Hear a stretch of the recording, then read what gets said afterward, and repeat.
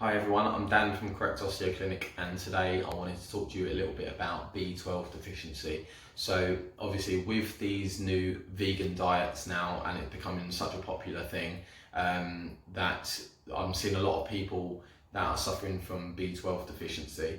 They're sort of coming in and they're showing signs of even things like nerve damage and even anemia as well. So I'll talk to you a little bit about B12 and sort of what to look out for, the signs to say that you might be suffering from things like B12 deficiency as well. Even some vegetarian diets as well, that you're not getting fortified products like fortified cereals or even taking it from animal meats. You can also suffer from things like B12 deficiency, so it doesn't have to just be vegan based diets. It can be also like vegetarians that try to cut out that sort of stuff as well. B12 is necessary for the formation of your red blood cells, and it's also for the it's also crucial for the synthesis of DNA, which is dioxyribonucleic acid. So that is so important for obviously your cellular health. And it's so necessary for your nerve function as well, and also your blood health. So the good sources of vitamin B12 are especially like beef, pork, liver, eggs, some fortified cereals like I mentioned earlier, milk as well, clams, even oysters, salmon and tuna as well. So those are quite good sources of vitamin B12. However, you can also get a very small amount from a variety of mushrooms and even 2 types of algae. I think there's a source of seaweed out there as well, like a purple seaweed, that you can also get that from as well.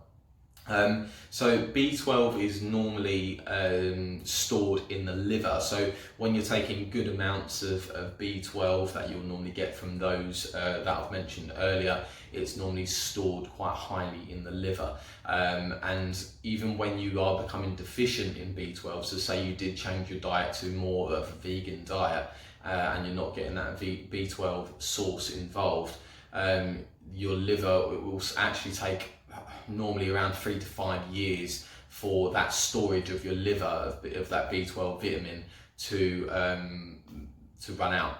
Okay, so that's when you're starting to then be deficient in that B12. That's when you might start showing signs of anemia or even nerve damage as well. If the consumption stops basically after about 3 or 5 years, that's when you'll start probably seeing a lot of those symptoms start to kick in of anemia and nerve damage. The deficiency in B12 can even not just cause nerve damage or anemia, but it can even cause things like problems with your walking and your gait, confusion, and even in elderly patients it can give signs of things like dementia as well. So it's a very important thing to look out for. The legs and the peripheries, so when I say the peripheries, I mean like towards the end of your limbs. So your hands and your feet are normally affected first. You'll normally even see things like pins and needles, loss of sensation there as well, loss of the feeling of even things like vibration, are normally found with nerve damage. You can even get things like general sort of aches and pains around the body with things like B12 deficiency as well. But however, if you did see the symptoms, or even things like anemia where you're getting things like shortness of breath, dizziness, like I said earlier, that confusion, general feeling of unwellness, like fatigue is a massive one, and I don't know if I mentioned it, but massive shortness of breath is a big one as well. So that's a big sign of things like anemia and looking pale. So look out for those type of things. If you did obviously suffer from things like anemia because of this issue, it normally takes around 6 weeks to get anemia symptoms resolved. So from things like supplementations and so on. However, the nerve damage can actually last for months or even years. So that's obviously a big deficiency in anemia. That's when it's become really quite bad, that you're starting to get a deficiency in anemia, deficiency in B12. that's when you're starting to get really quite bad, you know, signs of things like nerve damage and so on. So when people do suffer from things like B12 deficiency, they normally take supplementation, so B12 supplementation, or even in severe cases, like when you're getting those nerve damages, like loss of power as well is one of them. You can get an injection of B12 into the actual muscle as well, so that can help to resolve the real deficient case of B12.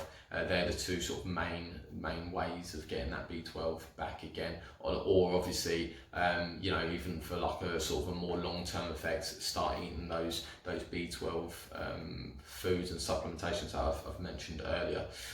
So to diagnose things like a B12 deficiency, your doctor or your GP will normally take a blood test. So to obviously test the amount of levels of B12 in the blood, they can do an endoscopy, so that's the use of a flexible tube that examines internally. So they'll obviously look for things like problems with your stomach.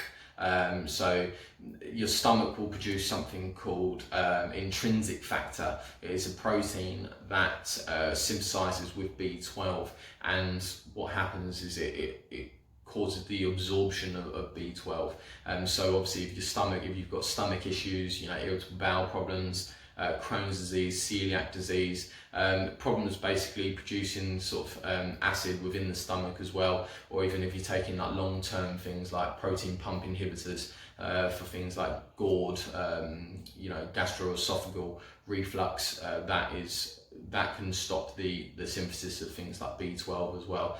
And as B12 is absorbed in the last part of the small intestine going into the large intestine, so that's called your ileum. So obviously if things are, you know, problems are there in the intestine, you're not going to get that absorption from that. So that's why they do things like an endoscopy to look for those sort of things.